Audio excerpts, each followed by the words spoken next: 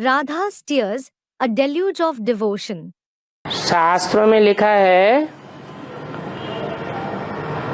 कि राधा के एक बूंद आंसू में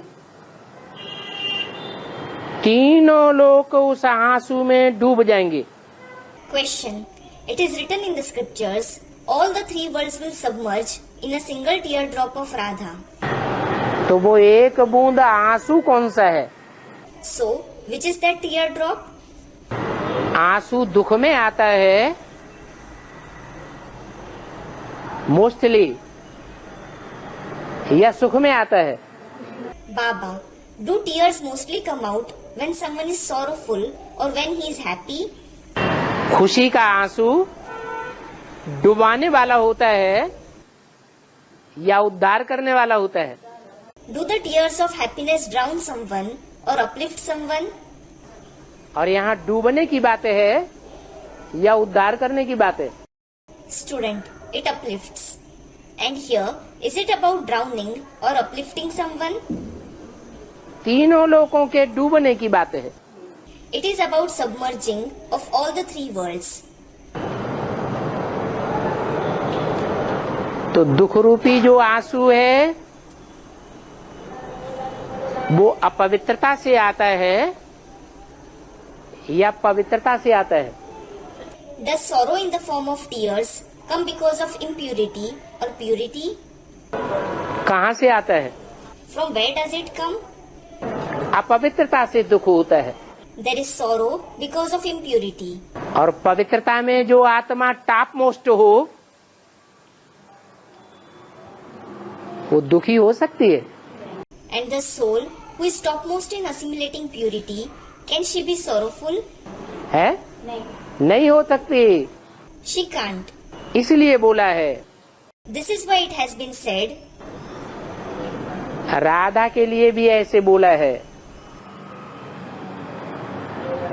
और भगवान के लिए भी ऐसे बोला है। it has been said for Radha as well as God. भगवान के लिए बोला है ब्रकुटी विलास सृष्टि लय होई सपने संकट परय की सोई। It has been said for God, Brikuti Vilas Srishti Lay Hoi, Sapne Hu Sankat Parahi Kisoi. जिसके भ्रकुटी के तानने मात्र से सारी सृष्टि का विनाश हो सकता है। It means the one whose slight skewing of the eyebrow leads to the destruction of the whole world. उसके स्वप्न में भी संकट नाम की कोई चीज नहीं आ सकती। He can't face trouble even in his dreams. जो प्रहलाद के जीवन में दिखाया गया है। This has been shown in the life of Prahalad. Prahlad को अपने जीवन में संकटों का सामना तो करना पड़ा, He had to face obstacles in his life. लेकिन क्या वो उन संकटों में दुखी हुआ? But did he become sorrowful while facing them? आंसू बहाया? Did he shed tears? नहीं बहाया। He didn't. तो ये हीरो हीरोइन का पार्ट ही ऐसा है। So, this is the very part of the hero and heroine. एक में पवित्रता की ताकत है जन्म जन्मांतर की, One of them has the power of purity for many births. और दूसरे में जन्म जन्मांतर की पवित्रता की ताकत तो नहीं है, And the other one doesn't have the power of purity for many births. लेकिन बाप की याद की ताकत है। But he has the power of remembrance of the father.